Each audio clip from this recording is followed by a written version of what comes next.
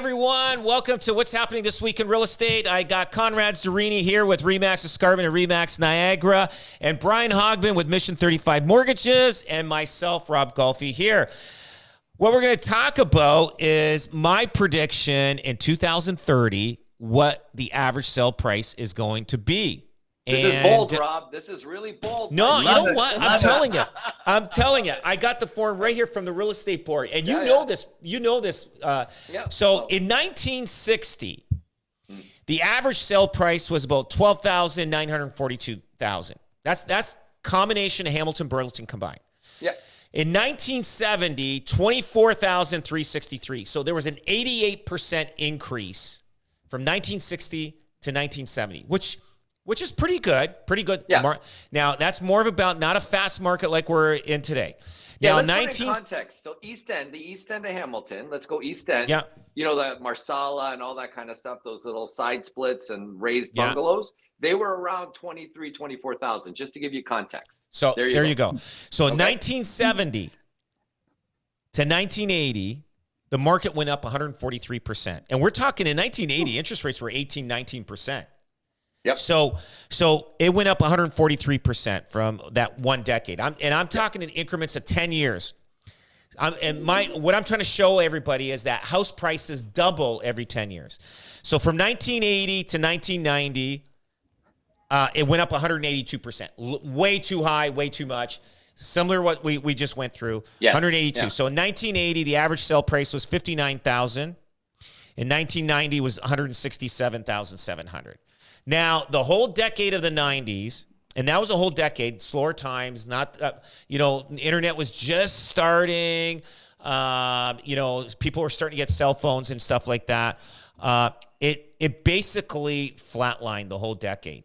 Yeah. Nothing. You could have bought something in 1990 and sell it in 2000, you would have made $0. Zero money. It took 10 years. Yeah. It took 10 years. For that, yep. So from 2000 to 2010, it went up 97%, almost 100%, to 324, let's say 325,000. Now, 2010 to 2020, 694,000, 113% increase. Yeah. Okay. 2020 now, 2020, 694,000. My prediction, if it doubles, which I truly feel, and we're talking 2030, 6 years away, if it follows the 100% rule, doubles, the average sale price of a home in Hamilton, Burlington is going to be $1,388,000. Yeah. Now, think about this. When houses were $200,000, we never thought they were going to be worth $500,000, right? I know. Yeah. You know what I'm saying? We just said, no way, that's way too much. Guess what? It's going to happen. It's going to. I truly predict it, and that's the Hamilton Burlington. Now in Niagara Falls, the average price was $515,000 in Niagara Falls in 2020. I predict $1 million in 2030 in Niagara Falls. I predict it in St. Catharines, $1 million average sale price. Yeah. And then Welland is going to be $900,000 average sale price. Crazy. Poor little Welland. I know Welland just doesn't have it. It's like the little piglet that couldn't get the milk as much as the other. Oh my God. Is that bad? Was that bad to say? Was that wrong? Was that wrong? It's the runt of the litter. The runt of the litter. Was that wrong? Yeah, they're going to hate us in Welland. I got to maybe cut that out. I got to beep that. Bleep. Yeah, that's funny. That's it. But you know what? Awesome. But I don't know. Like guys, what's your thoughts? Am I on track? Am I too bold? Like 10 years ago, in 2010, the average sale price was $300,000. Did we think that in 2020 the average sale price was going to be close to $700,000? No, and I think, because of affordability and stuff like that, I think we've got a lot of runway, like from an investment standpoint in Hamilton, Niagara, and Halton. We got a great runway here. I think Toronto, you'll start to see things level off a little bit more. But we've got that growth because we're at that affordable side. That's where all that activity is going to be. So yeah, people will be looking for $1 million home for sure in Welland, because Toronto is going to get priced out. Like Look, I lived in Toronto for about 7, 8 years, and I remember watching Rosedale, which is a very Yeah. expensive area. But Yeah. what happened was it didn't perform as well as other areas because it got to this level, you know what I mean, where like there's, the 1%ers can only afford it, and it didn't move like that much like ours did, like Hamilton did, and certain other areas of Toronto. So I think you're bang on, Rob. Yeah. I don't think it's bullish at all. I think it's No, the right thing. it does seem high, but if we look at 10 years ago, we didn't think Absolutely. house prices were going to be where they are today. Mm-hmm. Well, the context. So right. now and the amount of people that we have coming in, even this year, with them clawing back on immigration, they're still saying 800,000 people is going to be the target for 2024. Like that's almost another million people, right? Yeah. We're not building another million homes this year, so that's going to drive up prices again. And yeah, I think right, wrong, or indifferent, your prices are going to be up higher and higher. And I think you will see those numbers, Rob. I truly believe it. Like, I mean, I remember I bought a those brownstone townhouses on Livingston Avenue in Grimsby. Oh yeah. I remember buying that for, and I bought it from Ray Edwards. Ray Edwards, real estate. And he said the tenant was supposed to buy it, like one of these rent-to-owns. And I said, well, how much was the tenant going to buy it? He goes, 90,000. I'm standing there. I said, I'll buy it. If he doesn't buy it, I'll buy it. And he just like, I jumped all over it, right? I jumped all over it. And then after we signed the papers and everything, he goes, well, he goes, I didn't realize I sold it pretty cheap. I go, you're a real estate agent. You know the market. I didn't take advantage of you. I go, like, he's a realtor. And he tried to squeeze a couple of thousand more out of me, that guy. You know what I mean? Yeah, he's an old school guy. You know what? But that guy lived to about 94 years old or something like that. 95. Oh my God. Yeah. But I bought that. No, those are selling, I think, in the 500 plus, like close to 600,000. Well, I tell you, I worked a site in Grimsby, and they were townhouses for 129,000. They were 1,400 square feet, 13 and change, and everybody said $100 a square foot. Are you guys crazy for a townhouse? Like I don't even want to. Can you imagine? I'm sitting in this townhouse like day in, day out. Oh my God. I should buy one of these. What an idiot I was. Should have bought 10. Holy smokes. But you know what? Like I have to admit, like now, Brian, we were talking about this. You know, it'd be a good indicator. You mentioned this to see what the wages were during those decades. Yeah.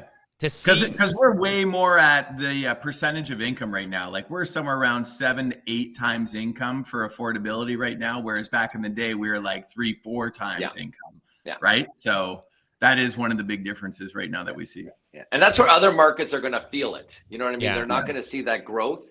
They'll see growth, but not like. But here, this market will feel that growth. The more affordable area. Like when I look at mortgage applications compared to today than when I was doing them 10 years ago, the wage growth it's not in pace in line with real estate, but it is big. And we have seen it, especially over the past 2-3 years as well. Wow. Yeah. So anyway, I want to go on one other thing before talk about the Gen Z game plan for Canadian real estate ownership. I mean, they're in a tough situation, and they're the ages between 12 and 27 right now, I think. That's so they're the next buying people coming up. And you know what? The millennials had if they were lucky enough to buy early enough, they bought before before 2020. I think they're in good hands. But now, like, what do you think the Gen Zs? I mean, they have to depend on their parents or what? Well, yeah, a little bit of that. But it's funny because the article you flipped over to us was amazing, and they're looking at saving money. Like I know my daughter's a Gen Z, and like, she's all about like saving money and like, Dad, you got to pay for this. And like, I paid for this. You got to pay me back. You know what I mean? That kind of thing. She's very like stringent with the money. They're a different group. I think they're going to be better savers than the millennials. Completely. They're going to be like the immigrants, like our parents were, right? Like the immigrants came here with nothing, saved and saved and saved. I think that this generation is going to be a replica of them and say, look, we're not going to go out for dinner. We're not going to live that kind of lifestyle. We're going to wait for the vacation, or it's going to be pretty cheap. right? Where the generation that before them was all about the vacation, blew all their money. But these guys know, they know home ownership is a solid investment. And like Brian said, and we've said it many times here, you as well, Rob, the fundamentals and what you just described 2 minutes ago, the fundamentals of real estate are still there, that it's a great investment. Bar none. So now what about but still, how long will it take them to buy a house though? Let's say they got no help from parents, no help from anybody. I don't think they're co-buying, right? They're co-buying, same thing. Mm-hmm. And it won't be any different than going back 10, 20, like going back 20, 30 years ago, before you had CMHC, before you had these different types of things. If you didn't have mom, dad, sister, brother to give you money, right? Or even real estate agents giving you the down payment 30 years ago, right? Like maybe Ray Edwards helped out some people with down payments back in the day, right? Oh, for sure. Yeah. That is not different. There's always going to be a segment of the population that's going to be priced out. I think that segment's increasing a little bit, but to Conrad's point, and this, like it's about resourcefulness. You got to be able to pool your resources together, or like we talked about before, Rob, live at home, pool resources, and buy the house to get into the market. Like find a way to get into it. And there's going to be these new financial products that are coming on. It's in the commercial space already. What happens is this, for instance, if you're doing a commercial project and the bank says, to make this work, you got to put more equity in. Well, you can either put more equity in or you can buy down the rate. They give you're actually able to buy down the rate. It's 1/3. So if you have to buy down the rate, it's 1/3 of the equity you'd have to put in.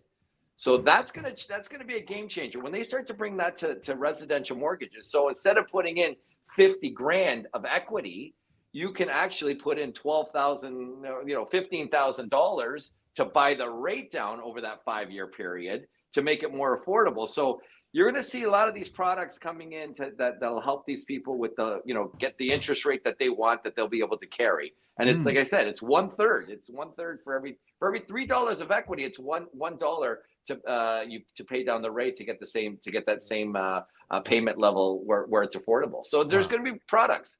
You'll see it. What do you think? Do you think CMHC will allow $1 million CMHC insurance?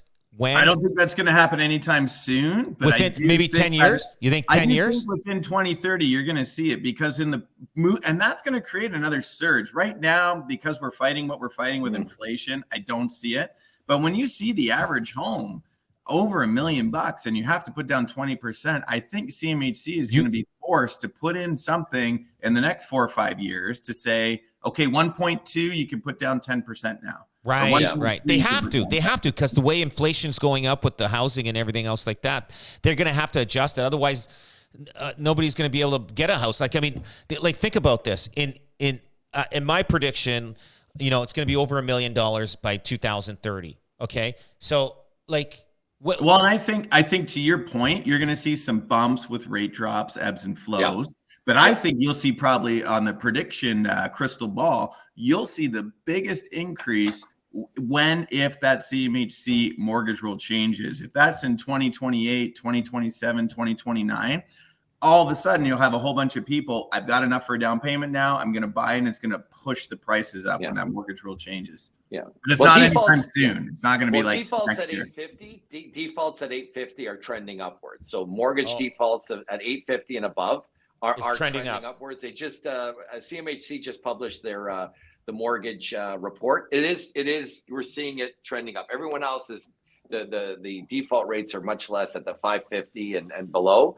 But yeah, we're seeing it at that 850 and above. So they're going to look at it cautiously. But you're right. I think eventually it's going to be there. Definitely. Got a little bit of time. I want to ask one question. 30 years from now, or let's say 20 years, 25 years from now, will the Gen Zs buy a luxury home? Will they? Is there going to be a market for that luxury home? Oakville, right? Burlington, those big, large, you know what I mean? We're talking 20, 30 years down the road. You think that's going to be... They play their cards right, I think they're going to do it. They play their cards right, absolutely. I think if they build this equity and they're smart about it, they're going to want that luxury home. They're going to want... 100%. Yeah. I think the Gen Z... Going to be their house. I think the Gen Zers are going to be flying around on Richard Branson's Virgin Galactica. They'll have a place on Mars, like a little condo on Mars, something like that. Maybe Jupiter, I don't know. But I think, but in all seriousness, I think those Gen Zers and they'll be visiting Elon Musk on the other side. Yeah, they'll have a lot of little places, a lot of different places. That's my thought, because I think they're more, they like to move around. So it'll be interesting. Yeah, they do. See. Yeah. But I'll tell you this, people that hate their house go out for dinner all the time and go on vacations. And these guys are, I'm telling you, these guys are different, man. They're a different breed. They're looking at things differently. Their house is going to be their domain. It's going to be their domain. It's going to be everything.